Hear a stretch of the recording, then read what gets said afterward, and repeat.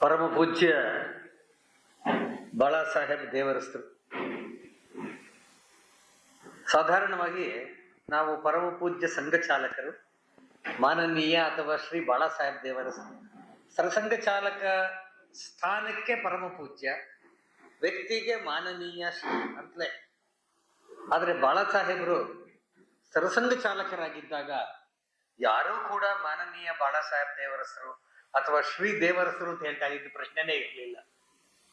ದೇಶದಲ್ಲಿ ಇದ್ದಂತ ಎಲ್ಲ ಸ್ವಯಂ ಸೇವಕರಿಗಷ್ಟೇ ಅಲ್ಲ, ಸಾಮಾನ್ಯ ಜನಕ್ಕೂ ಕೂಡ ಅವರು ಪರಮ ಪೂಜ್ಯ ಬಾಳಾ ಸಾಹೇಬ್ ದೇವರಸರೇ ಆಗಿದ್ದಂಥದ್ದು. ಸಂಘದಲ್ಲಿ ಸರಸಂಘ ಚಾಲಕ ಸ್ಥಾನ ಅಂತಕ್ಕಂಥದ್ದು ಅತ್ಯಂತ ವಿಶಿಷ್ಟವಾದಂತಹ ಸ್ಥಾನ. ಸಂಘದ ಪಾರಿಭಾಷಿಕ ಶಬ್ದಗಳು ಯಾವುದಿದೆ, ನಾವು ಹೇಳ್ತಕ್ಕಂಥ ಪ್ರಚಾರ, ಕಾರ್ಯವಾಹ, ಈಗೆಲ್ಲ ಶಬ್ದಗಳು ಏನು ಉಪಯೋಗಿಸ್ತೀವಿ, ಹೊರ ಜಗತ್ತಿಗೆ ಅದು ಅರ್ಥ ಆಗೋದು ಕಷ್ಟ. ಹಾಗೇನೆ ಸರಸಂಘ ಚಾಲಕ ಅಂದ್ರೆ ಏನು ಅನ್ನೋದು ಅರ್ಥ ಆಗುವಂತಹದ್ದು ಕಷ್ಟ. ಸಂಘದ ಸರಸಂಘ ಚಾಲಕರು ಯಾರಿದ್ದಾರೆ ಅವರಿಗೆ ಸಂಘದಲ್ಲಿ ಹೇಳ್ತಕ್ಕಂಥದ್ದು ಏನಪ್ಪಾ ಅಂದ್ರೆ, ತುಂಬಾ ಜನಕ್ಕೆ ಏನನ್ಸುತ್ತೆ, ಮತ್ತು ಮಾಧ್ಯಮದವ್ರಿಗೆ, ಸಾಮಾನ್ಯ ಜನಕ್ಕೆ ಸರಸಂಘ ಚಾಲಕ ಅಂತ ಹೇಳಿದ್ರೆ ಅವರು ಸಂಘದ ಸರ್ವೋಚ್ಚ ಅಧಿಕಾರಿ ಅಂತ ಅನ್ಸುತ್ತೆ. ಸರಸಂಘ ಚಾಲಕರು ಸಂಘದ ಸರ್ವೋಚ್ಚ ಅಧಿಕಾರಿ ಅಲ್ಲ. ಸಂಘದ ಆಡಳಿತವನ್ನು ನಡೆಸತಕ್ಕಂಥವರು ಸರ್ಕಾರಿ ವಾಹನ, ಅವರು ಸರ್ವೋಚ್ಚ ಸಂಘಟನೆಗೆ. ಅವರು ಚುನಾವಣೆಯ ಮೂಲಕ ಚುನಾಯಿತರಾಗ್ತಕ್ಕಂಥವ್ರು. 3 ವರ್ಷಕ್ಕೆ ಒಂದ್ಸತಿ ಅಖಿಲ ಭಾರತ ಪ್ರತಿನಿಧಿ ಸಭೆಯಲ್ಲಿ ನಡೀತಕ್ಕಂಥದ್ರಲ್ಲಿ ಯಾರು ಚುನಾವಣೆಯ ಮೂಲಕ ಚುನಾಯಿತರಾಗ್ತಾರೋ ಅವರು ಸರ್ಕಾರಿ ವಾರ ಆಗ್ತಾರೆ. ಸರಸಂಘ ಚಾಲಕರು ಎಂದೂ ಚುನಾವಣೆಯ ಮೂಲಕ ಚುನಾಯಿತರಾಗುವಂತವ್ರಲ್ಲ. ಯಾರು ಸರಸಂಘ ಚಾಲಕರಾಗಿದ್ದಾರೆ, ಮುಂದಿನ ಸರಸಂಘ ಚಾಲಕರು ಯಾರು ಅನ್ನೋರನ್ನ ಈಗ ಯಾರು ಹಾಲಿ ಸರಸಂಘ ಚಾಲಕರು ಇರ್ತಾರೆ ಅವರು ಅದನ್ನ ನಿಯುಕ್ತಿ ಮಾಡ್ತಾರೆ. ಹಾಗಾಗಿ ಸರಸಂಘ ಚಾಲಕ ಸ್ಥಾನಕ್ಕೆ ಬರ್ತಕ್ಕಂಥವ್ರು ಯಾರಿದ್ದಾರೆ ಅವರು ಚುನಾಯಿತ ವ್ಯಕ್ತಿ ಅಲ್ಲ, ಹಿಂದಿನ ಸರಸಂಘ ಚಾಲಕರು ನಿಯುಕ್ತಿ ಮಾಡ್ತಕ್ಕಂಥವ್ರು ಅನ್ನೋದು ಒಂದು ವೈಶಿಷ್ಟ್ಯಪೂರ್ಣ ಸಂಗತಿನೇನೆ. ಡಾಕ್ಟರ್ ಜಿ ಅವರು ಪ್ರಪ್ರಥಮ ಸಂಘ ಚಾಲಕರು, ಆದ್ಯ ಸರಸಂಘ ಚಾಲಕರಾಗಿದ್ದಂತ ಡಾಕ್ಟರ್ ಜಿ ಅವರು, ಅವರ ನಂತರ ಬಂದಂತ ಪರಮ ಪೂಜ್ಯ ಗುರೂಜಿ ಅವರು, ಇಬ್ರು ಕೂಡ ತಮ್ಮ ಜೀವಿತ ಅವಧಿ ಪೂರ್ತಿ ಸರಸಂಘ ಚಾಲಕರಿದ್ದಂಥವ್ರು. ಸಂಘದ ಕಲ್ಪನೆಯಲ್ಲಿ ಸರಸಂಘ ಚಾಲಕ ಅಂತಕ್ಕಂಥವ್ರು ತಮ್ಮ ಜೀವಿತ ಅವಧಿ ಪೂರ್ತಿ ಸರಸಂಘ ಚಾಲಕರೇನ ಕಲ್ಪನೆ ನಮಗೆ ಇರ್ತಕ್ಕಂಥದ್ದು. ಅದು ವ್ಯತ್ಯಾಸ ಆಗಿದ್ದು ಆಮೇಲೆ ಹೇಳ್ತೀವಿ ನಾವು. ಹೀಗೆ ಸರಸಂಘ ಚಾಲಕರು ಚುನಾಯಿತರಲ್ಲ, ನಿಯುಕ್ತರಾದಂಥವ್ರು.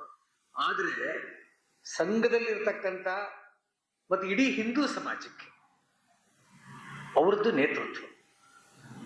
ನಮ್ಮ ಹಿರಿಯ ಕಾರ್ಯಕರ್ತರೊಬ್ರು ಹೇಳ್ತಾ ಇದ್ರು, ಸರಸಂಘ ಚಾಲಕ ಅಂದ್ರೆ ಬರೀ ಸ್ವಯಂ ಸೇವಕರಿಗೆ ಸರಸಂಘ ಚಾಲಕರಲ್ಲ, ಹಿಂದೂ ಸಮಾಜಕ್ಕೆ ಸರಸಂಘ ಚಾಲಕರು ಅಂತ.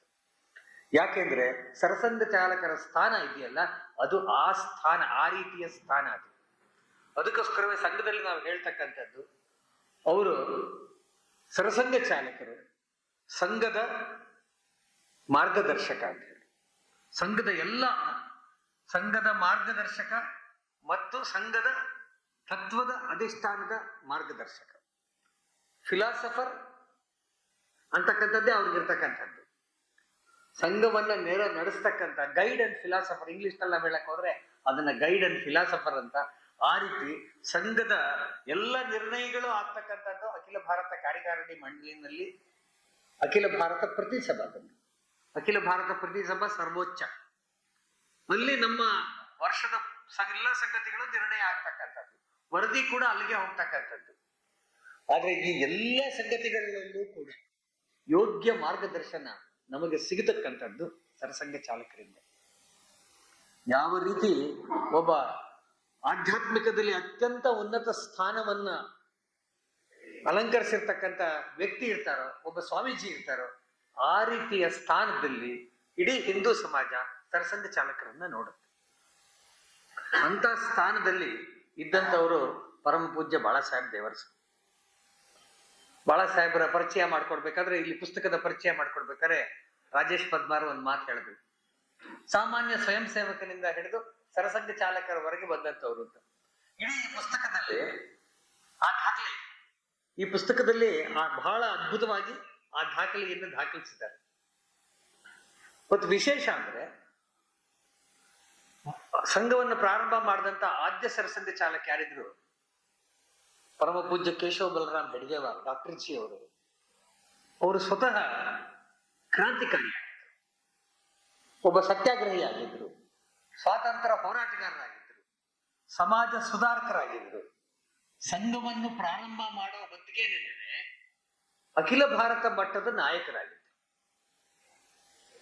ಅವರು ಗಾಂಧೀಜಿಯವರ ಕೊಟ್ಟ ಸತ್ಯಾಗ್ರಹದ ಕರೆಯ ಮೇರೆಗೆ ಜಂಗಲ್ ಸತ್ಯಾಗ್ರಹದಲ್ಲಿ ಭಾಗವಹಿಸಿ 1 ವರ್ಷ ಕಠಿಣ ಶಿಕ್ಷೆಗೆ ಡಾಕ್ಟರ್ ಜಿ ಒಳಗಾದರು. ಅವರೊಬ್ಬರೇ ಸಹೋದರಿದಲ್ಲ, ಸಾವಿರಾರು ಜನನ್ನ ಜಂಗಲ್ ಸತ್ಯಾಗ್ರಹದಲ್ಲಿ ಭಾಗವಹಿಸೋಂಗ್ ಮಾಡ್ಬಿಟ್ರು.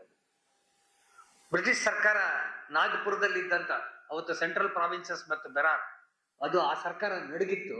ಮತ್ತು ಇವರಿಗೆ ಬೇರೆಯವರಿಗೆಲ್ಲವೂ ಸಾದಾ ಶಿಕ್ಷೆ ಹಾಕಿದ್ರು ಕೂಡ ಇವರಿಗೆ 1 ವರ್ಷದ ಕಠಿಣ ಶಿಕ್ಷೆನ ಹಾಕಿತ್ತು.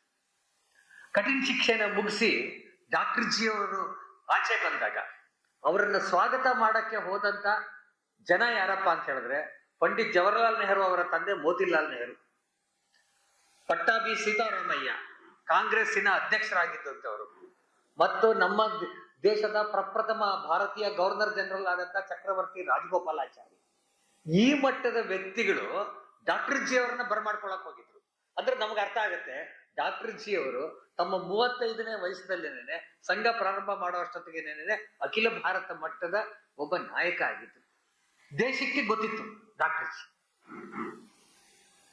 2ನೇ ಸರಸಂಘ ಚಾಲಕರು ಪರಮ ಪೂಜ್ಯ ಗುರೂಜಿ ಅವರು, ಆಧ್ಯಾತ್ಮಿಕ ತಪಸ್ವಿ ಅವರು, ಆಧ್ಯಾತ್ಮಿಕದಲ್ಲಿ ಅತ್ಯುನ್ನತ ಸಾಧನೆನ ಗಳಿಸಿದಂಥವ್ರವರು. ಗುರೂಜಿ ಅವರು ಇಡೀ ಜಗತ್ತಿಗೆ ಗೊತ್ತಿತ್ತು. ಸಂಘವನ್ನ ರಾಷ್ಟ್ರ ಮಟ್ಟದಲ್ಲಿ, ಅಂತಾರಾಷ್ಟ್ರೀಯ ಮಟ್ಟದಲ್ಲಿ ಹಬ್ಬಕ್ಕೆ ಕಾರಣ ಆದಂತವರು ಪರಮ ಪೂಜ್ಯ ಗುರೂಜಿ ಅವರು.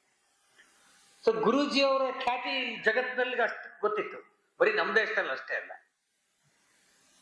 ಇವು ಎರಡೂ ಇಲ್ಲದೆ ಇದ್ದಂಥವ್ರು ಬಾಳಾ ಸಾಹೇಬ್ ದೇವರಸ್. ಡಾಕ್ಟರ್ ಜಿ ಅವರು ಪ್ರಾರಂಭ ಮಾಡಿದಂತಹ ಶಾಖೆಗೆ, ಮೋಹಿತೆವಾಡದಲ್ಲಿ ಪ್ರಾರಂಭ ಆದಂತಹ ಶಾಖೆ, ಮೊಟ್ಟ ಮೊದಲನೇ ಶಾಖೆ, ಆ ಶಾಖೆಗೆ ತಮ್ಮ 11ನೇ ವಯಸ್ಸಿನಲ್ಲಿ ಶಾಖೆಗೆ ಬಂದಂತವರು ಬಾಳಾ ಸಾಹೇಬ್ ದೇವರಸ್. ಮಧುಕರ ದತ್ತಾತ್ರೇಯ ದೇವರಸ್ ಅವರ ಹೆಸರು. ಮಹಾರಾಷ್ಟ್ರದಲ್ಲಿ ಅಡ್ಡ ಹೆಸರಿನಲ್ಲಿ ಕರೆಯೋದು ಇದು. ಮತ್ತು ಪ್ರೀತಿಗೆ ಮನೆಯಲ್ಲಿ ಬಾಳ ಬಾಳ ಅಂತ ಕರಿತಾ ಇದ್ರು. ಮನೆಯಲ್ಲಿ ಬಾಳ ಅಂತ ಕರಿತಾ ಇದ್ದಿದ್ದೇನೆ, ಹೊರಗಡೆ ವಿದ್ಯಾರ್ಥಿ ಅವರ ಸ್ನೇಹಿತರು ಅವರನ್ನ ಬಾಳ ಅಂತ ಕರಿತಾ ಇದ್ರು. ಹಾಗೇನೇನೆ ಅದು ಬಾಳಾ ಸಾಹೇಬರಾಗಿದ್ರು ಸಂಘಕ್ಕೆ ಬಂದಾಗ. ಹಾಗೆ ಒಬ್ಬ ಸಾಮಾನ್ಯ ಬಾಲಕ ಶಾಖೆಗೆ ಬಂದಂತವರು ಡಾಕ್ಟರ್ ಜಿ ಅವರ ಗರಡಿನಲ್ಲಿ ಬೆಳೆದರು. ತಮ್ಮ 11ನೇ ವಯಸ್ಸಿನಿಂದ ನಿರಂತರವಾಗಿ ಬೆಳೆದಂತಿದ್ದಷ್ಟೇ ಅಲ್ಲ, ಸಂಘದ ಪ್ರತಿ ಹಂತದಲ್ಲೂ ಆದಂಥವ್ರು. ನಾವು ಸೈನ್ಯದಲ್ಲಿ ನೋಡ್ತೀವಿ, ಸೈನ್ಯದಲ್ಲಿ ಯಾವುದೇ ವ್ಯಕ್ತಿ ಏಕದಮ್ ಜನರಲ್ ಆಗಕ್ಕೆ ಸಾಧ್ಯ ಇಲ್ಲ, ಕರ್ನಲ್ಲೂ ಆಗಲ್ಲ. ಎಲ್ಲ ಲ್ಯಾಟರ್ ಎಂಟ್ರಿ ಇಲ್ಲ, ಮಧ್ಯದಲ್ಲೆಲ್ಲ ಇಲ್ಲ, ಡಬಲ್ ಪ್ರಮೋಷನ್ ಇಲ್ಲ, ಏನಿಲ್ಲ. ಯಾರು ಅಡ್ಮಿರಲ್ ಆಗಲ್ಲ, ಯಾರು ಏರ್ ಚೀಫ್ ಆಗಲ್ಲ. ಅವನ ಕೆಳಮಟ್ಟದ ಹಂತದ ಆಫೀಸರೇ ಆಗ್ಬೇಕು, ಅವನೇ ಜನರಲ್ ಆಗೋದು. ಅಂದ್ರೆ ಅಷ್ಟು ಅನುಭವ, ಅಷ್ಟು ತರಬೇತಿ ಮತ್ತು ಸೈನ್ಯದ ಒಳಗಡೆ ಆ ತಾಧ್ಯಾತ್ಮತೆ ಬೇಕಾಗುತ್ತೆ. ಇಲ್ಲದಿದ್ರೆ ಯಾರು ನಿಭಾಯಿಸಕ್ ಆಗಲ್ಲ ಸೈನ್ಯನ. ಬಾಳಾ ಸಾಹೇಬರ ಜೀವನವೂ ಹಂಗೇನು. ಸಂಘದ ಒಬ್ಬ ಸಾಮಾನ್ಯ ಸ್ವಯಂ ಸೇವಕನಾಗಿ ಹೊರಟಂತವರು ಆ ಮೋಹಿತೆವಾಡ ಶಾಖದ ಘಟನಾಯಕರಾದ್ರು, ಗಣ ಶಿಕ್ಷಕರಾದ್ರು, ಮುಖ್ಯ ಶಿಕ್ಷಕರಾದ್ರು, ಶಾಖಾ ಕಾರ್ಯವಾರ ಆದ್ರು, ನಾಗ್ಪುರದ ಕಾರ್ಯವಾರ ಆದ್ರು, ನಾಗ್ಪುರದ ಪ್ರಾಂತ ಪ್ರಚಾರಕರಾದ್ರು, ಕ್ಷೇತ್ರದ ಪ್ರಚಾರಕರಾದ್ರು, ಪ್ರತಿ ಹಂತವೂ.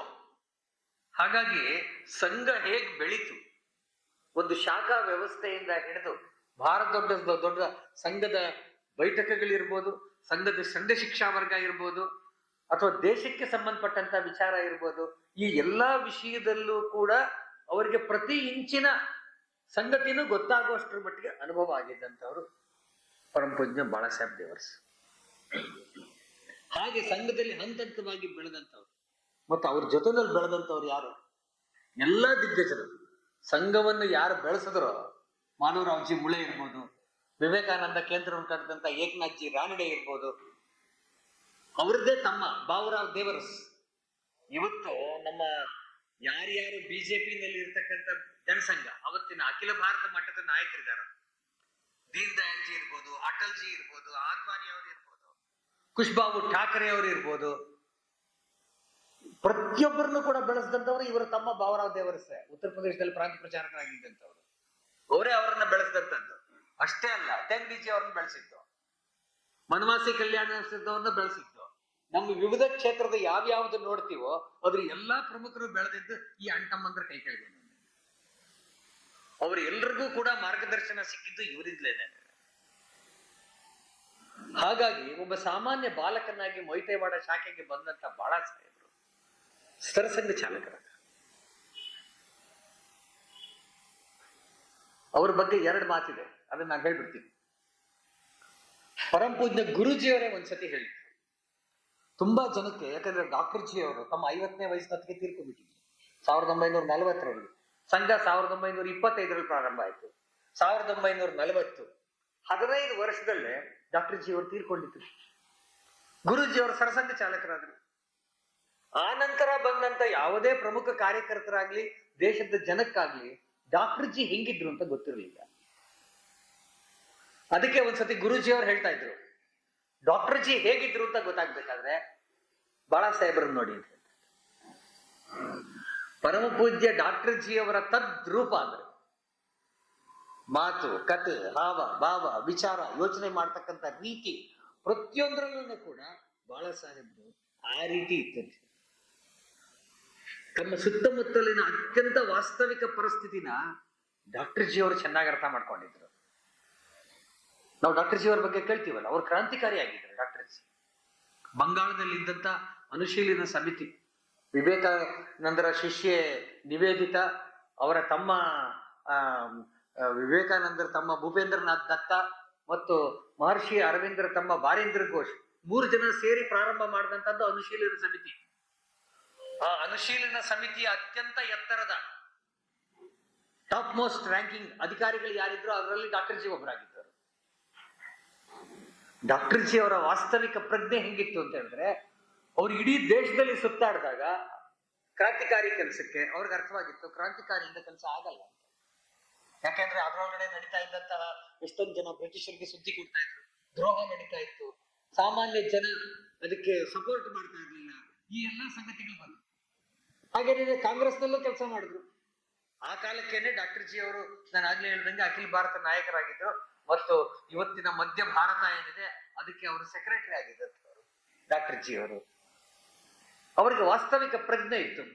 ದೇಶದಲ್ಲಿ ಸ್ವಾತಂತ್ರ್ಯ ಬರ್ಬೇಕಾದ್ರೆ, ಬದಲಾವಣೆ ಬರ್ಬೇಕಾದ್ರೆ ಬೇರೆ ಏನೇನೋ ಆಗ್ಬೇಕು, ಆ ಬೇರೆ ಏನು ಅನ್ನೋದು ಸಂಘದ ಶಾಖೆ ಮುಖಾಂತರ ಮಾಡಿದ್ರು. ಅಷ್ಟು ವಾಸ್ತವಿಕ ಪ್ರಜ್ಞೆ ಇದ್ದಂಥವ್ರು. ಬಾಳಾ ಸಾಹೇಬ್ರದ್ದು ಅದೇ ಸ್ವಭಾವ.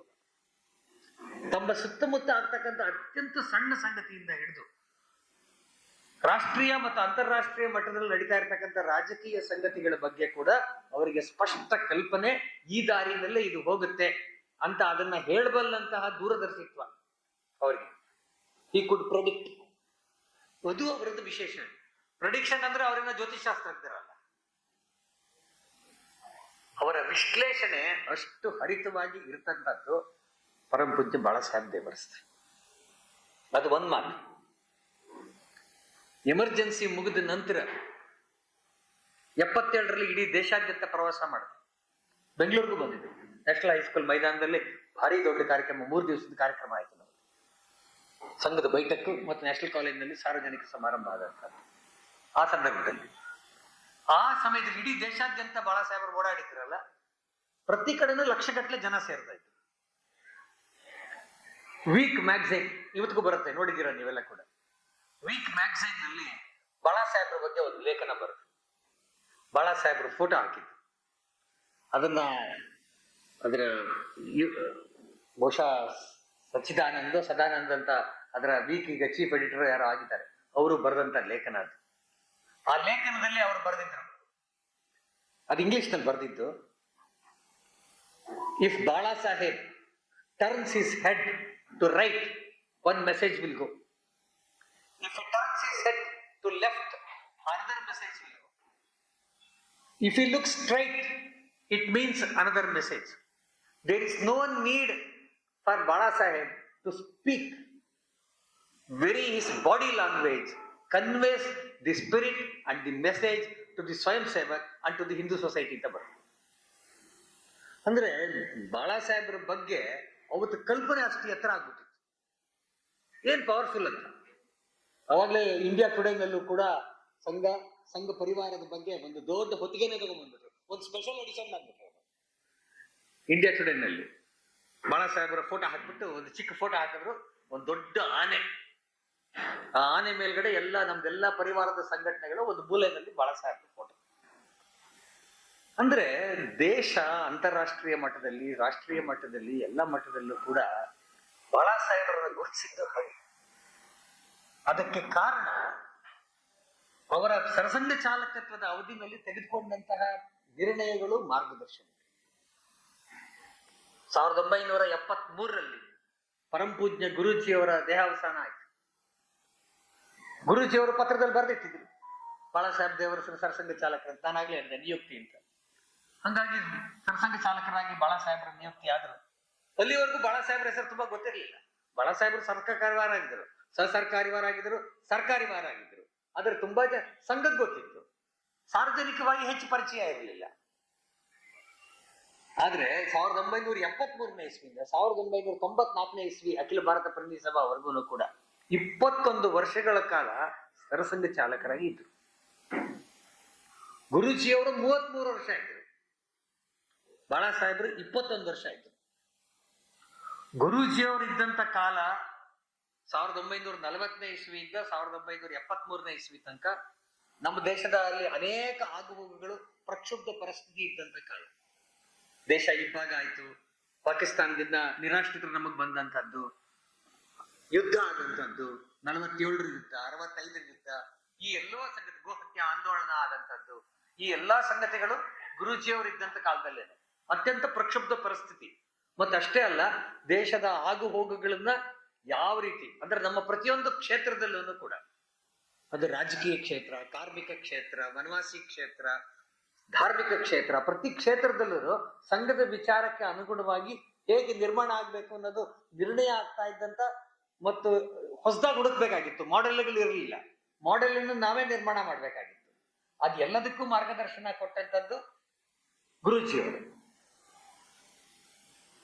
ಬಾಳಾ ಸಾಹೇಬರು ಸರಸಂಘ ಚಾಲಕರಾದಾಗ ಅದು ಎಲ್ಲವನ್ನು ಮುಂದುವರಿಸಿ ಗಟ್ಟಿಗೊಳಿಸುವಂತ ಕೆಲಸ, ಅದು ಬಹಳ ಪ್ರಮುಖವಾಗಿದ್ದಂಥದ್ದು.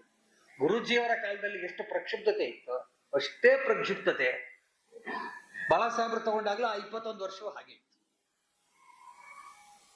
ದೇಶದಲ್ಲಿ ನಡೀತಾ ಇದ್ದಂತ ಅರಾಜಕತೆ, ಚುನಾವಣೆಗಳು, ತುರ್ತು ಪರಿಸ್ಥಿತಿ, ಏಕಾತ್ಮತಾ ಯಾತ್ರೆ, ರಾಮ ಜನ್ಮಭೂಮಿ ಹೋರಾಟ, ಈ ಎಲ್ಲ ಯಾವುದು ಅತ್ಯಂತ ನಿರ್ಣಾಯಕ ತಿರುವುಗಳನ್ನ ಹಿಂದೂ ಸಮಾಜಕ್ಕೆ, ರಾಷ್ಟ್ರಕ್ಕೆ ಕೊಡ್ತೋ, ಅದು ಎಲ್ಲಾ ಸಂದರ್ಭದಲ್ಲೂ ಕೂಡ ಅದಕ್ಕೆ ಬೇಕಾದಂತ ಸೂಕ್ತ ಮಾರ್ಗದರ್ಶನವನ್ನ ಕೊಟ್ಟಂತದ್ದು ಬಹಳ ಸಾಧ್ಯ.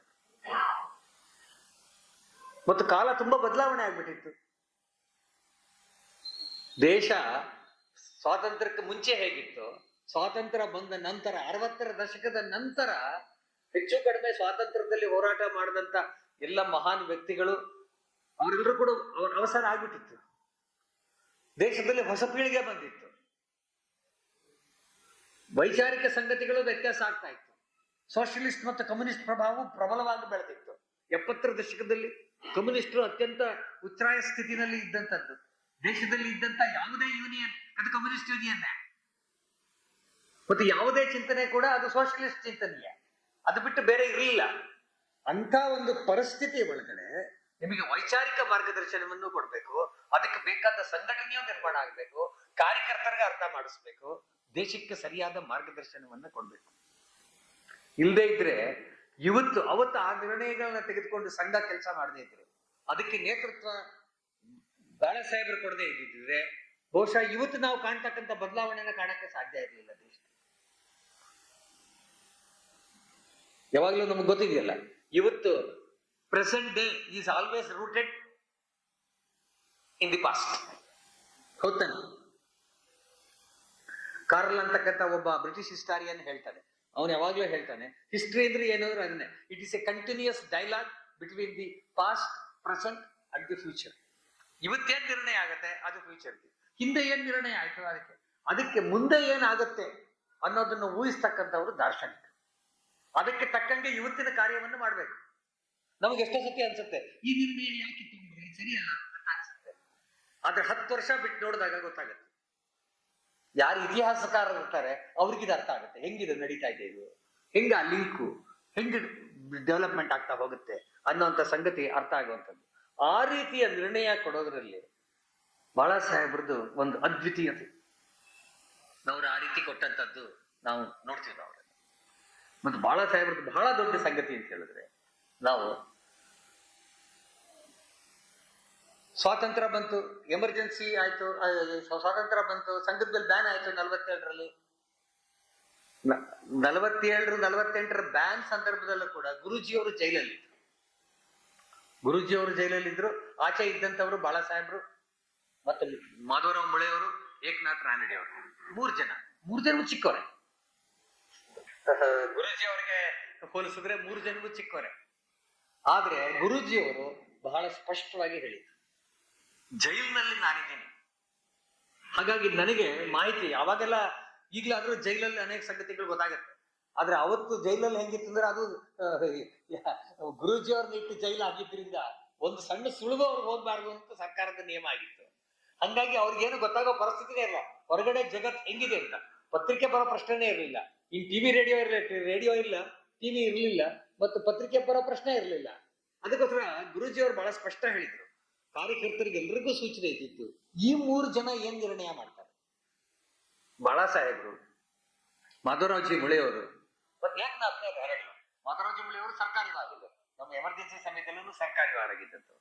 ಏಕನಾಥ್ ರಾನಡೆ ಅವರು ಸರ್ಕಾರಿವಾರಾಗಿದ್ದಂಥವ್ರು, ನಂತರ ವಿವೇಕಾನಂದ ಕೇಂದ್ರವನ್ನ ಕಟ್ಟಿದಂಥವ್ರು.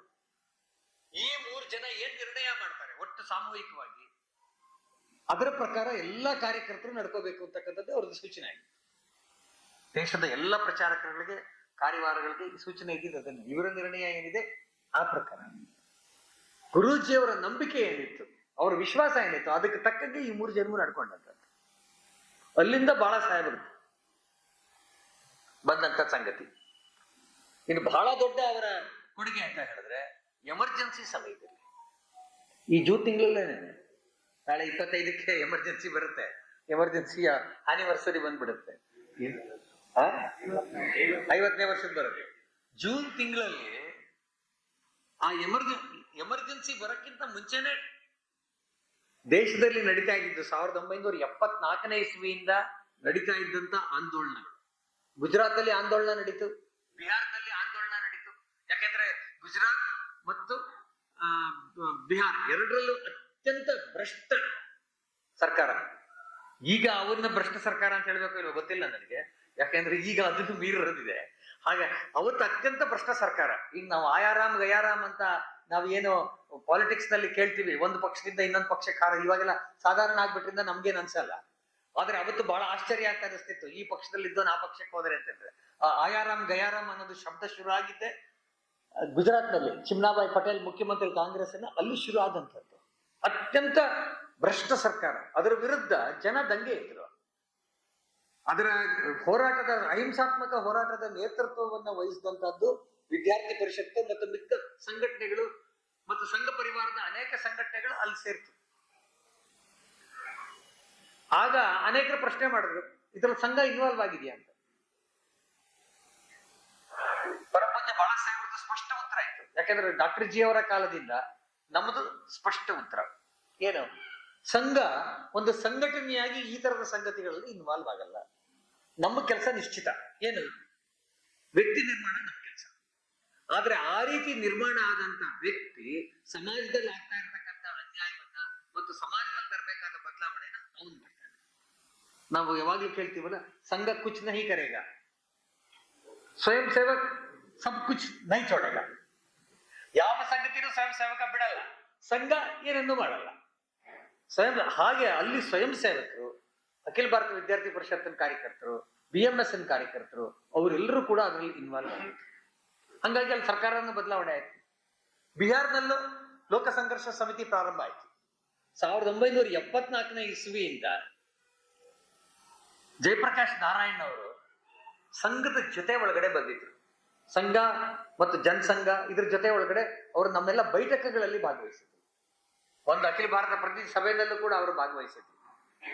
ಯಾಕೆ ನಾನು ಇದನ್ನು ಒತ್ತಿ ಹೇಳ್ತೀನಿ ಅಂದ್ರೆ 1948ರಲ್ಲಿ ಮಹಾತ್ಮ ಗಾಂಧಿಯವರ ಹತ್ಯೆ 48ರಲ್ಲಿ ಏನಾಯ್ತು, ಮಹಾತ್ಮ ಗಾಂಧಿಯವರ ಹತ್ಯೆ ಆದ ನಂತರ ಇಡೀ ದೇಶಾದ್ಯಂತ ಸಂಘದ ಸ್ವಯಂ ಸೇವಕರ ಮನೆಗಳ ಮೇಲೆ ದಾಳಿ ನಡೀತು.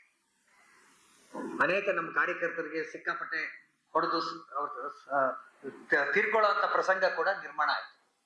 ದೆಹಲಿ ನಗರ ಸಂಘ ಚಾಲಕರು ಲಾಲಾ ಹಂಸರಾಜ್ ಗುಪ್ತಾ, ದೆಹಲಿ ಸಂಘ ಚಾಲಕರಾಗಿದ್ದಂತ ಲಾಲಾ ಹಂಸರಾಜ್ ಗುಪ್ತರ ಮನೆಗೆ ಬಾಗಿಲಿಗೆ ಬೆಂಕಿ ಹಾಕಿದಂತವ್ರು ಜಯಪ್ರಕಾಶ್ ನಾರಾಯಣ್.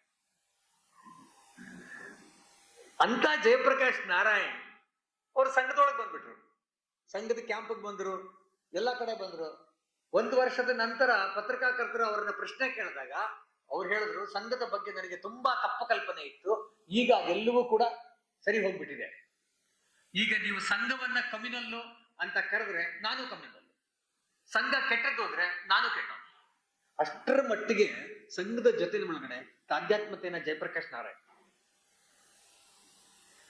ಹೇಳ್ದಂತದ್ದು. ಜಯಪ್ರಕಾಶ್ ನಾರಾಯಣ್ ಅವ್ರ ನೇತೃತ್ವ ಕೊಟ್ಟು ಅವರಿಗೆ ಬಲಗೈಯಾಗಿ ಇದ್ದಂಥವ್ರು ನಾನಾಜಿ ದೇಶ್ಮುಖ್. ನಾನಾಜಿ ದೇಶ್ಮುಖ್ ಸಂಘದ ಪ್ರಚಾರಕರು, ABVP ಇದ್ದಂಥವ್ರು. ಅವ್ರನ್ನ ನಂತರ ಭಾರತೀಯ ಜನಸಂಘಕ್ಕೆ ಅವರನ್ನ ಕೊಟ್ಟಿತ್ತು. ಅಲ್ಲಿ ಅವ್ರ ಜೊತೆನಲ್ಲಿ ನಿಂತು ಅದು ಸಪರೇಟ್, ಅದು ಬೇರೆ ಹೋರಾಟ ಬಿಡಿ. ಆದ್ರೆ ಆ ಎಮರ್ಜೆನ್ಸಿ ಒಳಗಡೆ ನಿರ್ಣಯ ತೆಗೆದುಕೋಬೇಕಾಗಿತ್ತಲ್ಲ. ಒಟ್ಟಿಗೆ ಸೇರಿದಂತಹ ಕಾಂಗ್ರೆಸ್ ಒಂದು ಬಿಟ್ಟು ಇಂದಿರಾ ಕಾಂಗ್ರೆಸ್ ಇಬ್ಬಾಗ ಆಗಿತ್ತು. ಕಾಂಗ್ರೆಸ್ ಓ, ಕಾಂಗ್ರೆಸ್ ಐ. ಕಾಂಗ್ರೆಸ್ ಐ ಅಂದ್ರೆ ಇಂದಿರಾ ಕಾಂಗ್ರೆಸ್ ಓ ಅಂದ್ರೆ ಒರಿಜಿನಲ್ ಕಾಂಗ್ರೆಸ್. ಸೊ ಹಂಗಾಗಿ ನಿಜಲಿಂಗಪ್ಪ ಅವರೆಲ್ಲ ಇದ್ದಂತದ್ದು, ವೀರೇಂದ್ರ ಪಾಟೀಲ್ ಅವರೆಲ್ಲ ಇದ್ದಂತ, ಇಡೀ ದೇಶದಲ್ಲಿ ಇದ್ದಂತ ಅವರೆಲ್ಲ ಕೂಡ ಸೇರಿ ಹೋರಾಟ ಮಾಡ್ಬೇಕು ಅಂತ ಯೋಚನೆ ಮಾಡಿದ್ರು. ಹೋರಾಟ ಮಾಡ್ಬೇಕು ಅಂತ ಯೋಚನೆ ಮಾಡಿದಾಗ ಅವ್ರು ಎಲ್ಲರ ಮುಂದೆ ಬಂದಂತ ಪ್ರಶ್ನೆ ಒಂದೇ, ಎಲ್ಲ ಪಕ್ಷಗಳಲ್ಲೂ ನಾವು ನಾಯಕರಿದ್ದೀವಿ, ಆದ್ರೆ ಯಾವ ಪಕ್ಷದಲ್ಲೂ ಹಿಂಬಾಲಕರಿಲ್ಲ, ಕಾರ್ಯಕರ್ತರಿಲ್ಲ. ಇಡೀ ದೇಶಾದ್ಯಂತ ಇಂದಿರಾ ಗಾಂಧಿ ಅವ್ರಿಗಾದ್ರೆ ಇಂದಿರಾ ಗಾಂಧಿ ಪ್ರೈಮ್ ಮಿನಿಸ್ಟರ್, ಸರ್ಕಾರ ಇದೆ, ಸೈನ್ಯ ಇದೆ, ಪೊಲೀಸ್ ಇದೆ, ಎಲ್ವೂ ಇದೆ. ಅದರ ವಿರುದ್ಧ ಹೋರಾಟ ಮಾಡ್ಬೇಕಾದ್ರೆ ನಮ್ಮ ಸಂಘಟನೆ ಇಲ್ಲ, ಬರೀ ನಾಯಕರಿದ್ದಾರೆ ಅಷ್ಟೇ, ಮತ್ತೆ ಎಲ್ರಿಗೂ ವಯಸ್ಸಾದಂತ ನಾಯಕರು. ಈ ಪ್ರಶ್ನೆ ಬಂದಾಗ ನಾನಾಜಿ ಅವರು ಅದನ್ನು ಪರಿಹರಿಸಿದ್ರು. ನಾನಾಜಿ ಅವರು ಅದನ್ನು ಪರಿಹರಿಸಕ್ಕಿಂತ ಮುಂಚೆ ಸಂಘ ಚಾಲಕರ ಜೊತೆ ಕನ್ಸಲ್ಟ್ ಮಾಡಿದ್ರು. ಹಂಗಾಗಿ ಬಾಳಾ ಸಾಹೇಬರು ಹೇಳಿದ್ದೇನೆ, ಸಂಘ ಇದರಲ್ಲಿ ಇನ್ವಾಲ್ವ್ ಆಗಲ್ಲ, ಆದ್ರೆ ಸ್ವಯಂ ಸೇವಕ್ ದೇಶಕ್ಕೆ ಆಪತ್ತು ಬಂದಿರತಕ್ಕಂಥ ಸಂದರ್ಭದಲ್ಲಿ ಅವನು ಆ ಆಪತ್ತನ್ನ ನಿವಾರಣೆ ಮಾಡೋದ್ರಲ್ಲಿ ಸಕ್ರಿಯರಾಗಬೇಕು ಅಂತಕ್ಕಂಥದ್ದನ್ನ ಹೇಳಿದ್ರು. ಎಲ್ಲ ಕ್ಷೇತ್ರ ಪ್ರಚಾರಕರ ಜೊತೆ ಮಾತನಾಡಿದಾಗಲೂ ಇದೇ ಅವನ ಸೂಚನೆ ಕೊಟ್ಟಂತದ್ದು. ಹಾಗಾಗಿ ದೇಶಾದ್ಯಂತ ಸಂಘದ ಸಂಘಟನೆ ಏನಿತ್ತು ಅದರ ಬೆಂಬಲ ಸ್ವಯಂ ಸೇವಕರು ಯಾರಿದ್ರು ಅವರೆಲ್ಲರೂ. ಮತ್ತು ಬಹಳ ಚೆನ್ನಾಗಿದೆ, ಒಬ್ಬ ಪತ್ರಿಕಾಕರದ ಹೇಳಿದಂಥದ್ದು, ಸಂಘ ಯಾವ ರೀತಿ ಸ್ವಯಂ ಸೇವಕರನ್ನ ತಯಾರು ಮಾಡಿದೆ ಅಂತ ಹೇಳಿದ್ರೆ, ಸಂಘದ ಶಾಖೆಯಲ್ಲಿ ನಾವು ಕಬಡ್ಡಿ ಹೇಳ್ಕೊಡ್ತೀವಿ, ಆಟ ಆಡೋದು ಹೇಳ್ಕೊಡ್ತೀವಿ, ನದಿ ದಡ ಹೇಳ್ಕೊಡ್ತೀವಿ, ಹೌದಾನೆ, ಅಂತದ್ದನ್ನೇ ಹೇಳ್ಕೊಡೋದು. ನೀವು ಗುಪ್ತವಾಗಿ ಕೆಲಸ ಮಾಡೋದನ್ನ ಹೇಳ್ಕೊಡಲ್ಲ, ಸಂಘದಲ್ಲಿ ಅಂಡರ್ ಗ್ರೌಂಡ್ ಹೋಗೋದನ್ನ ಹೇಳ್ಕೊಡಲ್ಲ, ಹೌದಾನೆ. ಇಂಥ ಯಾವ ಹೋರಾಟವೂ ನಾವು ಹೇಳ್ಕೊಟ್ಟಿಲ್ಲ. ಆದ್ರೆ ಅತ್ಯಂತ ಯಶಸ್ವಿ ಅಂಡರ್ ಗ್ರೌಂಡ್ ಭೂಗತ ಚಳವಳಿ ಹೋರಾಟ ಮಾಡಿದ್ದು ಇಡೀ ದೇಶದಲ್ಲಿ ಯಾರಾದ್ರೂ ಸಂಘ. ಅಂದ್ರೆ ಸ್ವಯಂ ಸೇವಕನ ಮನಸ್ಸಿನಲ್ಲಿ ದೇಶಕ್ಕೆ ಬಂದಿರತಕ್ಕಂಥ ಆಪತ್ತನ್ನು ತೆಗೆದಾಕ್ಬೇಕಾದ್ರೆ ಈ ರೀತಿ ಕೆಲಸ ಮಾಡ್ಬೇಕು ಅಂತ ಅನ್ಸಿದ್ರೆ ಅದನ್ನು ತಯಾರು ಮಾಡ್ಕೊಂಡವ.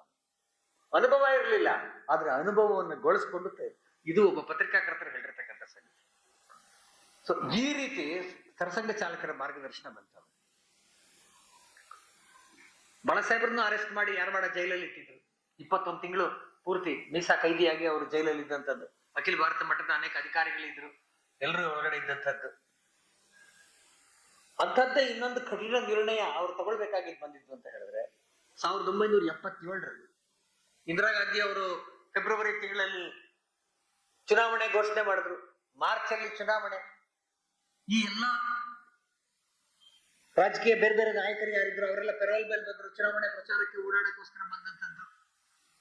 ಆಗ ಒಂದು ಪ್ರಶ್ನೆ ಬಂತು,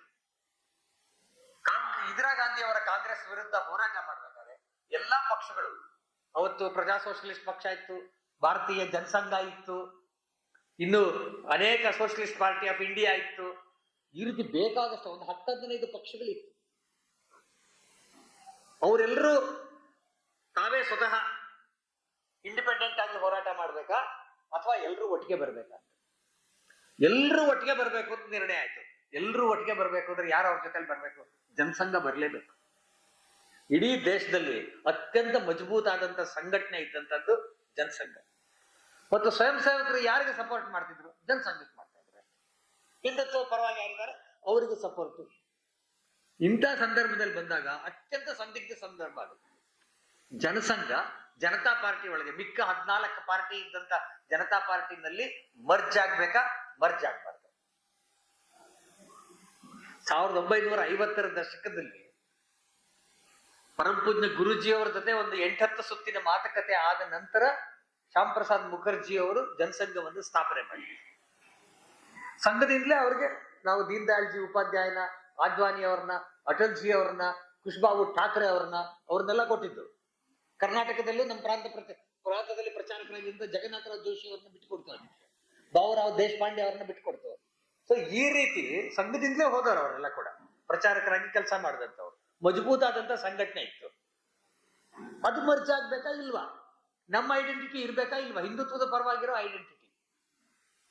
ಬಾಳಾ ಸಾಹೇಬ್ರನ್ನ ಕೇಳಿದಾಗ ಬಾಳಾ ಸಾಹೇಬ್ರು ಹೇಳಿದ್ ಗೊತ್ತೇನು? ಎಲ್ಲದಕ್ಕಿಂತ ದೊಡ್ಡದು ದೇಶ. ರಾಷ್ಟ್ರ ಉಳಿಬೇಕು. ರಾಷ್ಟ್ರ ಉಳಿಬೇಕಾದ್ರೆ ಅದಕ್ಕೆ ಯಾವ ತ್ಯಾಗಕ್ಕೆ ಬೇಕಾದ್ರೂ ನಾವು ಸಿದ್ಧ ಆಗ್ಬೇಕು. ಸಂಸ್ಕೃತದ ಶ್ಲೋಕ ಇದೆಯಲ್ಲ, ಗ್ರಾಮಕ್ಕೋಸ್ಕರ ವ್ಯಕ್ತಿನ ತ್ಯಾಗ ಮಾಡ್ತಕ್ಕಂಥದ್ದು ಮತ್ತು ರಾಜ್ಯಕ್ಕೋಸ್ಕರ ಗ್ರಾಮವನ್ನೇ ತ್ಯಾಗ ಮಾಡ, ಅದನ್ನೇ ಅಷ್ಟೇ ಅವ್ರು ಹೇಳಿದ್ರು. ಮಿಕ್ಕವ್ರಿಗೆ ಅರ್ಥವಾಯ್ತು. ಜನಸಂಘವನ್ನು ಮರ್ಜ್ ಮಾಡಿದ್ರು, ಜನತಾ ಪಾರ್ಟಿ ಆಯ್ತು.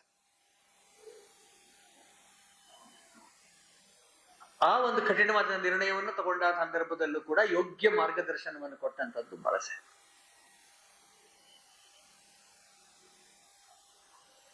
ಹಾಗೇನೆ ಬಾಳಾ ಸಾಹೇಬ್ರ ಮನಸ್ಸಿನಲ್ಲಿ ನಾವು ಈ ಪುಸ್ತಕ ಓದಿದಾಗ ನಮಗೆ ಗೊತ್ತಾಗುತ್ತೆ, ಬಹಳ ಚಿಕ್ಕ ವಯಸ್ಸಿನಿಂದಲೇನೆ ಅವರ ಮನಸ್ಸಿನಲ್ಲಿ ಕಾಡ್ತಾ ಇದ್ದಂತ ಪ್ರಶ್ನೆ, ಅವ್ರಿಗೆ ಹಿಂದೂ ಸಮಾಜ ಸರಿ ಹೋಗ್ಬೇಕಾದ್ರೆ ಈ ಜಾತಿಯ ಪ್ರಶ್ನೆ ಇತ್ತು.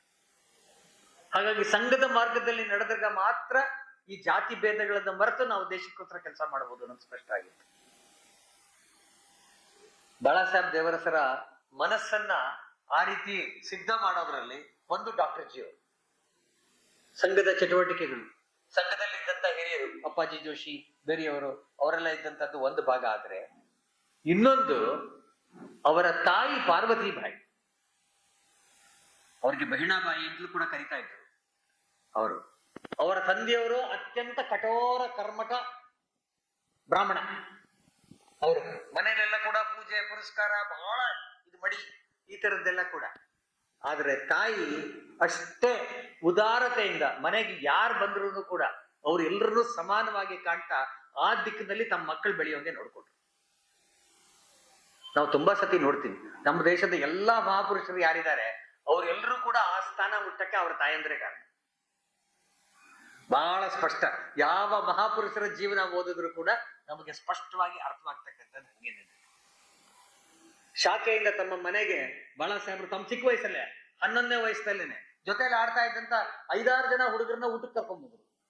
ಅವ್ರ ಅಮ್ಮಂಗೆ ಹೇಳಿದ್ರು, ನನಗೆಲ್ಲ ಊಟ ಹಾಕ್ತೀಯ ಅಲ್ಲ ಅವ್ರಿಗೂ ಊಟ ಹಾಕ್ಬೇಕು ಅಂದ್ರೆ ಅವ್ರ ಮನೆ ಅಡಿಗೆ ಮನೆಯಲ್ಲಿ ಕೂಡ್ಸೆ ಊಟ ಹಾಕ್ಬೇಕು. ಅವ್ರ ತಾಯಿ ಹಾಕಿದ್ರು. ಹಿಂಗೆ ರೂಪುಗೊಂಡಿದ್ದು ಬಾಳಾ ಸಾಹೇಬರ ಮನಸ್ಸು, ದೇಹ, ಮನೆಯಲ್ಲಿ ಸಂಘದಲ್ಲಿ ಎರಡರಲ್ಲೂ ಕೂಡ ಆದಂತವರು. ಹಾಗಾಗಿ ಅವ್ರ ಮನಸ್ಸಿನಲ್ಲಿ ಬಹಳ ಇತ್ತದು. ಅದಕ್ಕೋಸ್ಕರವೇನೆ ಪೂನಾದಲ್ಲಿ ನಡೆದಂತ ವಸಂತ ವ್ಯಾಖ್ಯಾನ ಮಾಲಾ ಅದಕ್ಕೆ ಕರೆದಿದ್ರು. ವಸಂತ ವ್ಯಾಖ್ಯಾನ ಮಾಲಾ ಅಂತ ಇವತ್ತಿಗೂ ನಡೆಯುತ್ತೆ ಪೂನಾದಲ್ಲಿ. ಕಳೆದ ಅನೇಕ ದಶಕಗಳಿಂದ, ಬಹುಶಃ ಒಂದು 100 ವರ್ಷದಿಂದ ನಡೀತಾ ಇರ್ಬೋದು ವಸಂತ ವ್ಯಾಖ್ಯಾನ ಮಾಲಾ. ನಮ್ಮ ದೇಶದ ಅತ್ಯಂತ ಸುಪ್ರಸಿದ್ಧ ತತ್ವಶಾಸ್ತ್ರಜ್ಞರು, ಮಹಾನ್ ವ್ಯಕ್ತಿಗಳು ಅಲ್ಲಿ ಹೋಗಿ ಲೆಕ್ಚರ್ ಕೊಡ್ತಾರೆ. ವಸಂತ ಮಾಸದಲ್ಲಿ ನಡೀತಕ್ಕಂತಹ ಒಂದು ವ್ಯಾಖ್ಯಾನ ಮಾಲಾ, ಚೈತ್ರ ಮಾಸದಲ್ಲಿ ನಡೀತಕ್ಕಂಥದ್ದು ವಸಂತ ಕಾಲದಲ್ಲಿ. ಆ ವಸಂತ ವ್ಯಾಖ್ಯಾನ ಮಾಲಾಗೆ ಬಾಳಾ ಸಾಹೇಬ್ರನ್ನ ಕರೆದಿದ್ರು. ಬಾಳಾ ಸಾಹೇಬ್ರ ಮಾತಾಡ್ಬೇಕಾರೆ ಅಲ್ಲಿ ಅವ್ರು ಹೇಳಿದಂತ ಬಹಳ ಸುಪ್ರಸಿದ್ಧವಾಗಿರ್ತಕ್ಕಂಥ ಮಾತು. ಅವರು ಹೇಳಿದ್ರಲ್ಲ, if untouchability is not a sin, there is no other greater sin in the world. ಈ ಮಾತನ್ನ ಹೇಳಿದಂತದ್ದು ಬಾಳಾ ಸಾಹೇಬ್ರ. Untouchability should go lock stock barrel. ಈ ಶಬ್ದಗಳನ್ನ ಸರಸಂಘ ಚಾಲಕರಾಗಿ ಹೇಳಿದಂತದ್ದು ಬಾಳಾ ಸಾಹೇಬ್. ಸೊ ಹೀಗೆ ಪ್ರತಿಯೊಂದು ಸಂದರ್ಭದಲ್ಲೂ ಕೂಡ ಆ ಸಂದರ್ಭದಲ್ಲೇನೆ ಅವರು ಸಾಮಾಜಿಕ ಸಮರಸತಾ ಕಾರ್ಯಕ್ರಮಗಳನ್ನ ಹಮ್ಮಿಕೊಳ್ಳಕ್ಕೆ ಹೇಳಿದ್ರು. ಇವತ್ತು ಬಾಳಾ ಸಾಹೇಬರು ಕೊಟ್ಟಂತ ಸೂಚನೆ ಮತ್ತು ಅವರು ಪ್ರಾರಂಭ ಮಾಡಿದಂತ ಸಾಮಾಜಿಕ ಸಮರಸತ ಬೌದ್ಧಿಕಗಳು ಕಾರ್ಯಕ್ರಮಗಳು ಏನಿದೆ, ಇವತ್ತು ನಮ್ದೊಂದು ಗತಿವಿಧಿಯಾಗಿ ಸಮರಸತಾ ಗತಿವಿಧಿಯಾಗಿ ಬದಲಾವಣೆ ಆಗಿ ಸಂಘದ ಒಂದು ಭಾಗವಾಗಿ ಕೆಲಸ ಮಾಡ್ತಾ ಇರ್ತಕ್ಕಂಥದ್ದನ್ನ ನಾವು ಇವತ್ತು ನೋಡ್ತೀವಿ. ನಾವು ಅದು ಕೂಡ ಅವ್ರದ್ದೇ ಕೊಟ್ಟಂತ ಕೊಡುಗೆ, ಬಾಳಾ ಸಾಹೇಬ್ರೆ ಕೊಟ್ಟಂತ ಕೊಡುಗೆ. ಹೀಗೆ ಸಂಘದ ಅನೇಕ ಸಂಗತಿಗಳಲ್ಲಿ ಇವತ್ತು ನಾವು ಏಕಾತ್ಮತಾ ಸ್ತೋತ್ರ ಹೇಳ್ತೀವಿ. ನಮ್ಮ ದೇಶದಲ್ಲಿ ಇರ್ತಕ್ಕಂಥ 510 ಮಹಾಪುರುಷರು, ಅದಕ್ಕೆ ಮುಂಚೆನೂ ಇತ್ತು. ನಾವು 70ರ ದಶಕಕ್ಕೆ ಮುಂಚೆ ನಾವು ಹೇಳ್ತಾ ಇದ್ದಂತ ಏಕಾತ್ಮತಾ ಸ್ತೋತ್ರದಲ್ಲಿ ಅನೇಕ ಸಂಗತಿಗಳಿತ್ತು. ಆದ್ರೆ 70ರ ದಶಕದಲ್ಲಿ ಅದರ ಪರಿಷ್ಕರಣೆಗೆ ಬಾಳಾ ಸಾಹೇಬ್ರೆ ಮುಖ್ಯ ಕಾರಣ. ಅದನ್ನ ಅವ್ರ ಮುಖ್ಯ ಕಾರಣ. ಅವ್ರು ಹೇಳಿದ್ರು, ದೇಶದ ಎಲ್ಲ ಪ್ರಾಂತಗಳಲ್ಲಿ ಇರ್ತಕ್ಕಂಥ ಮಹಾಪುರುಷರು ಮಹಾಮಾತೆಯರು ಅವರ ಹೆಸರು ಇದ್ರಲ್ಲಿ ಸೇರಿಸ್ಬೇಕು ಅಂತ ಹೇಳಿದ್ರು. ಅದಕ್ಕೋಸ್ಕರ ಒಂದು ಸಮಿತಿ ಮಾಡಿದ್ರು, ಎಲ್ಲ ಕಡೆ ಹುಡುಕಿದ್ರು, ಅವ್ರ ಬಗ್ಗೆ ಮಾಡಿ ಏಕಾತ್ಮತಾ ಸ್ತೋತ್ರ ಮಾಡಿ. ಇವತ್ತು ನಾವು 500ಕ್ಕೂ ಹೆಚ್ಚು ಮಹಾಪುರುಷರು ಮಹಾಮಾತೆಯರ ಸ್ಮರಣೆ ಮಾಡ್ತೀವಿ ಬೆಳಗಾಗಿ. ಅಂದ್ರೆ ಅದರ ಹಿಂದೆ ಇದ್ದಂಥದ್ದು ಬಾಳಾ ಸಾಹೇಬ್ರ ಆ ಚಿಂತನಾ ಶಕ್ತಿ ಅದರಲ್ಲಿ ಇದ್ದಂಥದ್ದು. ಆದ್ರೆ ಎಂದೂ ಕೂಡ ಅವರು ಬಾಳಾ ಸಾಹೇಬರು ಯಾವತ್ತೂ ತಾನು ಮಾಡದೆ, ಸಂಘದ ಪದ್ಧತಿನೇ ಹೀಗಾಗಿ ಸಂಘದ ಯಾವ ಕಾರ್ಯಕರ್ತನು ಇದನ್ನ ನಾನು ಮಾಡಿದೆ ಅಂತ ಹೇಳಲ್ಲ. ಸಂಘ ಮಾಡ್ತು ಇದನ್ನ ಸಾಮೂಹಿಕ ನಿರ್ಣಯ, ಕಲೆಕ್ಟಿವ್ ಡಿಸಿಷನ್ ಅದನ್ನೇ ಕೊಟ್ಟಂತದ್ದು. ಮತ್ತು ಕಲೆಕ್ಟಿವ್ ಡಿಸಿಷನ್ಸ್ ಕೊಡೋದ್ರಲ್ಲಿ ಯಾವತ್ತೂ ಅವರು ಹಿಂದೆ ಹಾಕೇ ಇರಲಿಲ್ಲ. ಸಂಘದ ಯಾವುದೇ ಬೈಠಕ್ ಆದ್ರೂ ಕೂಡ ಅದರಲ್ಲಿ ಅತ್ಯಂತ ಸ್ಪಷ್ಟವಾಗಿ ಇರ್ಬೇಕಾಗಿರ್ತಕ್ಕಂಥದ್ದು. ಅವ್ರ ಜೀವನದಲ್ಲಿ ಒಂದು ಪ್ರಸಂಗ ಬರುತ್ತೆ. ಹಿಂದೆ ಸಂಘದಲ್ಲಿ ನಾವು ನೋಡ್ತೀವಿ, ಸಂಘದಲ್ಲಿ ದೂರದ ಲಡಕ್ನಲ್ಲಿ ನಮ್ಮ ಶಾಖೆ ನಡೆಯುತ್ತೆ, ಕನ್ಯಾಕುಮಾರಿಯಲ್ಲಿ ಶಾಖೆ ನಡೆಯುತ್ತೆ. ಲಡಕ್ಕಿಂದ ಕನ್ಯಾಕುಮಾರಿವರೆಗೂ ನಡೀತಕ್ಕಂಥ ಶಾಖೆನಲ್ಲಿ ಆಜ್ಞೆಗಳು ಅದೇ, ಶಾರೀರಿಕ ಅದೇ, ನಾವು ಕಲಿಸುವಂತ ಸಂಗತಿಗಳದೇ, ಏನೂ ವ್ಯತ್ಯಾಸ ಇಲ್ಲ. ಇದ್ರ ಬಗ್ಗೆ ಒಂದ್ಸತಿ ಬೈಠಕ್ ಆಗಿತ್ತು 60ರ ದಶಕದಲ್ಲಿ. ಬೈಠಕ್ ಆಗಿ ಅದರಲ್ಲಿ ಅನೇಕರ ಅಭಿಪ್ರಾಯ ಏನ್ ಬಂತು ಅಂತ ಹೇಳಿದ್ರೆ, ನಾವು ನಡೆಸ್ತಕ್ಕಂಥ ಕಾರ್ಯಕ್ರಮಗಳು ಅದು ಶಾರೀರಿಕ ಇರ್ಬೋದು ಅಥವಾ ಬೌದ್ಧಿಕ ಇರ್ಬೋದು, ಇವುಗಳಲ್ಲಿ ಆಯಾ ಪ್ರಾಂತಕ್ಕೆ ಅನುಗುಣವಾಗಿ ಮಾಡಬೇಕು. ನಾವು ಕೊಡ್ತಕ್ಕಂತಹ ಆಜ್ಞೆಗಳು ಏನಿದೆ ಅದು ಎಲ್ರಿಗೂ ಕೂಡ ಒಂದೇ ಇರಬೇಕು ಅಷ್ಟೇ. ಪ್ರಾರ್ಥನೆ ಅದೇ ಇರುತ್ತೆ. ಮಿಕ್ಕ ಸಂಗತಿಗಳು, ಚಟುವಟಿಕೆ ಕಾರ್ಯಕ್ರಮಗಳು ಆ ಪ್ರಾಂತಕ್ಕೆ ಅನುಗುಣವಾಗಿ ಆ ಪ್ರಾಂತದವರಿಗೆ ಯಾವ್ದಿರುತ್ತೋ ಅದನ್ನ ಮಾಡ್ಲಿ ಅಂತಕ್ಕಂಥದ್ದು ಅನೇಕರ ಅಭಿಪ್ರಾಯ ಆ ಬೈಠಕ್ನಲ್ಲಿ ಬಂದಿತ್ತು. ಆದ್ರೆ ಇನ್ ಕೆಲವರು ಯಾರು ಡಾಕ್ಟರ್ ಜಿ ಅವ್ರ ಕಾಲದಿಂದ ಇದ್ರು, ಅವ್ರ ಮನಸ್ಸಿನಲ್ಲಿತ್ತು, ಇಲ್ಲ ಇಡೀ ದೇಶಕ್ಕೆ ಒಂದೇ ನಿರ್ಣಯ ಇರಬೇಕು, ಹಾಗಾಗಿ ಕಾರ್ಯಕ್ರಮವೂ ಒಂದೇ ಇರಬೇಕು ಅನ್ನೋದ್ರ ಬಗ್ಗೆ ಇತ್ತು. ಇದ್ರ ಬಗ್ಗೆ ಸಾಕಷ್ಟು ಚರ್ಚೆ ನಡೀತು. ಅಖಿಲ ಭಾರತ ಕಾರ್ಯಕಾರಿಣಿ ಮಂಡಳಿಗೆ ಯಾರಾದ್ರೂ ಬಂದಿದ್ರೆ ಅವ್ರಿಗೆ ಗೊತ್ತಾಗುತ್ತೆ ಈ ಚರ್ಚೆ ಹೇಗೆ ನಡೀತು ಅಂತ. ನಾವು ನಿಕ್ಕರಿಂದ ಪ್ಯಾಂಟ್ಗೆ ಹೋಗ್ಬೇಕಾದ್ರೆ 2015 ಇಸ್ವಿಗೆ ಮುಂಚೆ 5 ವರ್ಷಗಳ ಕಾಲ ಹೆಂಗೆ ಈ ಚರ್ಚೆ ನಡೀತು ಅಂತ ಗೊತ್ತು ನನಗೆ. ಹಾಗಾಗಿ ಇಷ್ಟು ಇದಾಗಿ ಚರ್ಚೆ ಮಾಡ್ತಾರೆ ಅಂತ ಇರುತ್ತೆ. ಆ ರೀತಿ ಚರ್ಚೆಗಳು ನಡೀತು. ಬಾಳಾ ಸಾಹೇಬ್ರು ಸುಮ್ಮನೆ ಕೂತಿದ್ರು, ಏನೂ ಮಾತಾಡ್ಲಿಲ್ಲ. ಗುರುಜಿ ಅವ್ರು ಕೇಳಿದ್ರು, ಬಾಳಾ ಸಾಹೇಬ್ ನಿಮ್ಮ ಅಭಿಪ್ರಾಯ ಏನು ಅಂತ ಕೇಳಿದ್ರು. ಬಾಳಾ ಸಾಹೇಬ್ರು ಸ್ಪಷ್ಟ ಹೇಳಿದ್ರು. ಬಾಳಾ ಸಾಹೇಬ್ರ ಮಾತಿನಲ್ಲಿ ಅಸಂದಿಗ್ಧತೆ ಯಾವತ್ತೂ ಅವರು ಸಂದಿಗ್ಧವಾಗಿ ಏನನ್ನು ಉತ್ತರ ಕೊಟ್ಟಿದ್ರು, ಸ್ಪಷ್ಟ ನೇರ. ಅವ್ರು ಹೇಳಿದ್ರು, ನಮ್ಮ ಸಂಘಟನೆ ರಾಷ್ಟ್ರೀಯ ಸಂಘಟನೆ, ಇಡೀ ದೇಶಕ್ಕೆ ನಾವು ಏನೇ ಮಾಡಿದ್ರು ಕೂಡ ಅದು ಒಂದೇ ಇರ್ಬೇಕು, ಆಗ ಮಾತ್ರ ನಾವು ಕೊಡ್ಬೇಕಾಗಿರೋ ಸಂಸ್ಕಾರ ಕೊಡಕ್ಕೆ ಸಾಧ್ಯ ಆಗುತ್ತೆ. ಸ್ಪಷ್ಟ ಅದೇ ಒಪ್ಪಿಗೆ ಆಗಿತ್ತು. ಅಷ್ಟೇ ಹೇಳಿ ಸುಮ್ಮನಾದ್ರು. ಯಾವತ್ತೂ ಅವ್ರೇನು ಅದ್ರ ಬಗ್ಗೆ ಚಿಂತೆ ಮಾಡಕ್ ಹೋಗ್ಲಿಲ್ಲ. ಯಾಕೆಂದ್ರೆ ಸಂಘದ ಬೈಠಕ್ನಲ್ಲಿ ಏನ್ ನಿರ್ಣಯ ಆಗುತ್ತೆ ಅದೇ ನಿರ್ಣಯ. ಅಕಸ್ಮಾತ್ ಏನಾದ್ರೂ ಕೂಡ ಪ್ರತಿಯೊಂದು ಪ್ರಾಂತವು ತನಗೆ ಬೇಕಾದಂಗೆ ಮಾಡ್ಕೊಳ್ಬಹುದು ನಿರ್ಣಯ ಮಾಡಿದ್ರೆ ಅದನ್ನು ಒಪ್ಕೋತಾರೆ. ಯಾಕೆಂದ್ರೆ ಸಂಘದ ಬೈಠಕ್ನಲ್ಲಿ ಏನು ನಿರ್ಣಯ ಆಗತ್ತೆ ಅದೇನೇ ಹೊರತು ಕೂಡ ವೈಯಕ್ತಿಕ ಇದಕ್ಕೆ ಇಲ್ಲ. ಹೀಗೆ ತಮ್ಮ ಜೀವನ ಪೂರ್ತಿ ಡಾಕ್ಟರ್ ಜಿ ಅವರು ಹಾಕೊಟ್ಟಂತಹ ಒಂದು ಮಾರ್ಗದರ್ಶನ ಏನಿತ್ತು ಅದಕ್ಕೆ ತಕ್ಕಂಗೆ ತಮ್ಮ ಜೀವನವನ್ನ ರೂಪಿಸ್ಕೊಂಡು ಒಬ್ಬ ಆದರ್ಶವಾಗಿ ನಮ್ಮ ಮುಂದೆ ನಿಂತಂತವರು ಪರಮ ಪೂಜ್ಯ ಬಾಳಾ ಸಾಹೇಬ್ ದೇವರ್ಸ್. ಅವರ ಪುಸ್ತಕ ಬಿಡುಗಡೆ ಆಗಿದೆ. ಆ ಪುಸ್ತಕದಲ್ಲಿ ಇರ್ತಕ್ಕಂಥ ಕೆಲವು ಸಂಗತಿಗಳನ್ನು ಓದಿ ನನ್ನ ಮಾತನ್ನ ನಾನು ಮುಗಿಸ್ಬಿಡ್ತೀನಿ. ನಾನು ಬೈಠಕ್ ಬಗ್ಗೆ ಈಗ ತಾನೇ ಹೇಳಿದೆ, ಅದನ್ನ ಮತ್ತೆ ಹೇಳಕ್ ಹೋಗಲ್ಲ. ಮತ್ತು ಬಾಳಾ ಸಾಹೇಬ್ರನ್ನ ನೋಡಿದಾಗ ಅನೇಕ ಸತಿ ನಮ್ಗೆ ಅನ್ನಿಸ್ತಾ ಇದ್ದಿದ್ದು ಬಹಳ ಕಠೋರ ಅಂತ. ಯಾಕಂದ್ರೆ ಬಾಳಾ ಸಾಹೇಬ್ರ ನಗ್ತಾ ಇದ್ದಿದ್ದು ಬಹಳ ಕಡಿಮೆ. ಯಾವಾಗ್ಲೂ ಅವರ ಫೋಟೋಗಳನ್ನ ನಾವು ನೋಡಿದ್ರೆ ಗೊತ್ತಾಗುತ್ತೆ ಗಂಭೀರವಾಗಿರ್ತಾ ಇದ್ದಂತ ಮುಖ. ಹಂಗಾಗಿ ಅನೇಕ ಸತಿ ನಮಗನ್ಸುತ್ತೆ ಅವರು ತುಂಬಾ ಕಠೋರತೆ, ಹಂಗಾಗಿ ಅನುಶಾಸನದ ಕಠೋರತೆ ಹಂಗೆ ಅಂತ ಅನಿಸ್ತಾ ಇತ್ತು. ನಿಜ, ಅನುಶಾಸನದ ಕಠೋರತೆನೇ ಇರ್ತಾ ಇತ್ತು ಅವ್ರದ್ದು. ಆದ್ರೆ ಅಷ್ಟೇ ಮಾತ್ರ ಹೃದಯ ಅವ್ರದ್ದಿದ್ದು. ಅನುಶಾಸನದ ಕಠೋರತೆಗೆ ಇಲ್ಲೊಂದು ಗಟ್ಟೆ ಬಂದಿದೆ.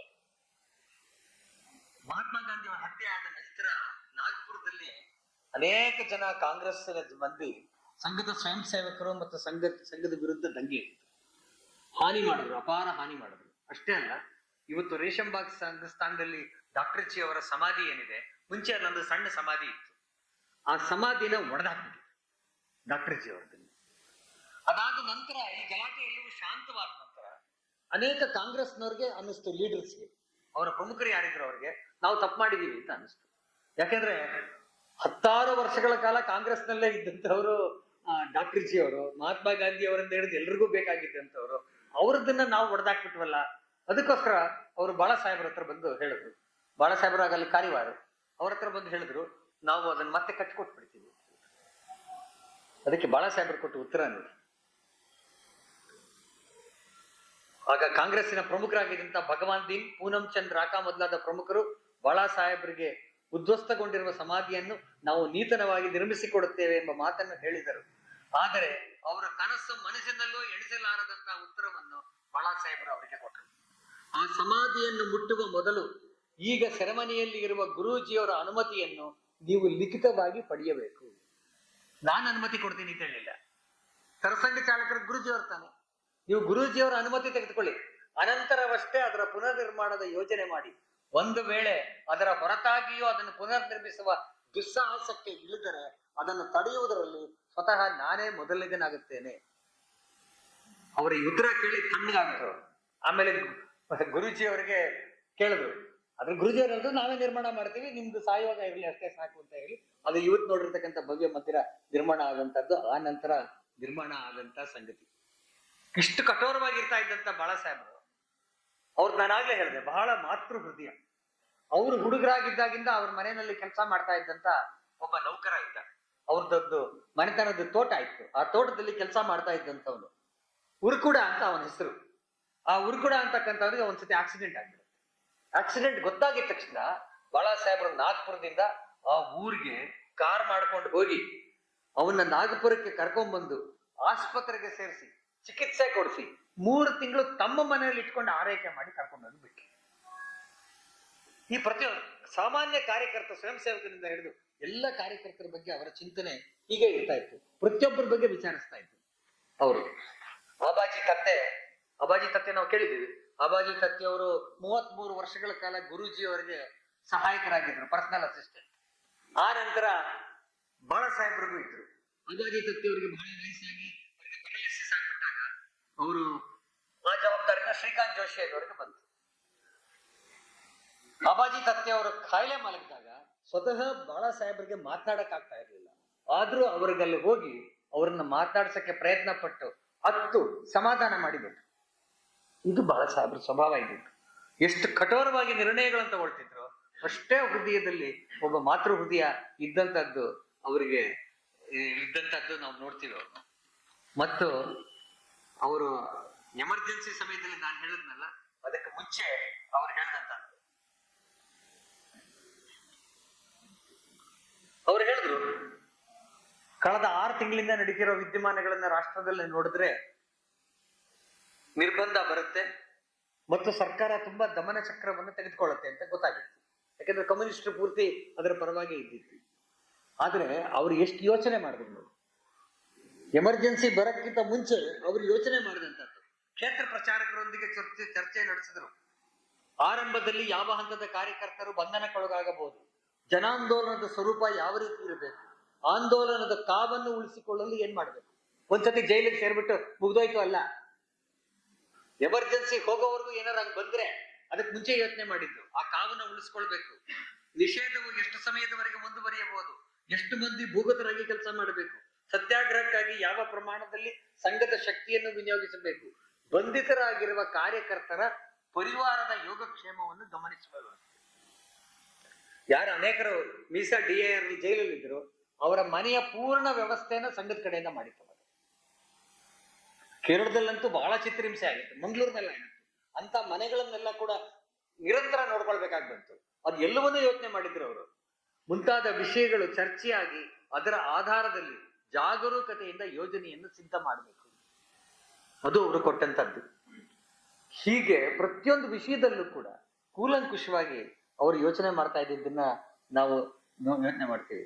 ಮತ್ತು ಅವರು, ನಾನು ಆಗ್ಲೇ ಹೇಳ್ದಂಗೆ, ಇಡೀ ದೇಶ ಎಮರ್ಜೆನ್ಸಿ ತೆಗೆದ ಮೇಲೆ ಅಭೂತಪೂರ್ವ ಸ್ವಾಗತದೊಂದಿಗೆ ಅವರಿಗೆ ಗೌರವ ಕೊಡ್ತು. ಆದ್ರೆ ಅವರ ಅತ್ಯಂತ ನಿರ್ಲಿಪ್ತತೆಯಲ್ಲಿ ಯಾವತ್ತೂ ಏನು ಯೋಚನೆ ಮಾಡಲಿಲ್ಲ ಅದ್ರ ಬಗ್ಗೆ. ಹಿಂದೆ 48ರ ಬ್ಯಾನ್ ತೆಗೆದಾಗ ಗುರೂಜಿ ಅವರಿಗೆ ಅದೇ ರೀತಿ ಆಗಿತ್ತು. ಗುರೂಜಿ ಅವರಿಗೆ ಯಾರೋ ಹಾರ ಹಾಕಕ್ ಹೋದಾಗ ಗುರೂಜಿ ಅವರು ಅದನ್ನ ತೆಗೆದುಕೊಳ್ಳಿಲ್ಲ. ಅವ್ರು ಹೇಳಿದ್ರು, ಈ ಹಾರ ಯಾರ್ಗ್ ಹಾಕ್ಬೇಕು ಅಂದ್ರೆ ಡಾಕ್ಟರ್ ಜಿ ಫೋಟೋ ತೋರಿಸಿದ್ರು. ಅದೇ ಸ್ವಭಾವ ಅಚ್ಚು ಬಾಳಾಸಾಹೇಬರಲ್ಲಿ ಇದ್ದಿದ್ದನ್ನ ನೋಡ್ತೀವಿ. ಮತ್ತು ಕಡೆ ಒಳಗಡೆ ಅವ್ರ ದೇಹ ತುಂಬಾ ಕ್ಷೀಣ ಆದಾಗ ಅವರು ಪತ್ರ ಬರೆದಿಟ್ಟಿದ್ರು. ಅದರಲ್ಲಿ ಕಾರ್ಯಕರ್ತರಿಗೆ ಹೇಳಿದಂಥದ್ದು, ತಮ್ಮ ಮರಣಾನಂತರ ವ್ಯವಸ್ಥೆಗಳನ್ನು ಅವರು ಮುಂಚಿತವಾಗಿಯೇ ಸ್ಪಷ್ಟಪಡಿಸಿದ್ದರು.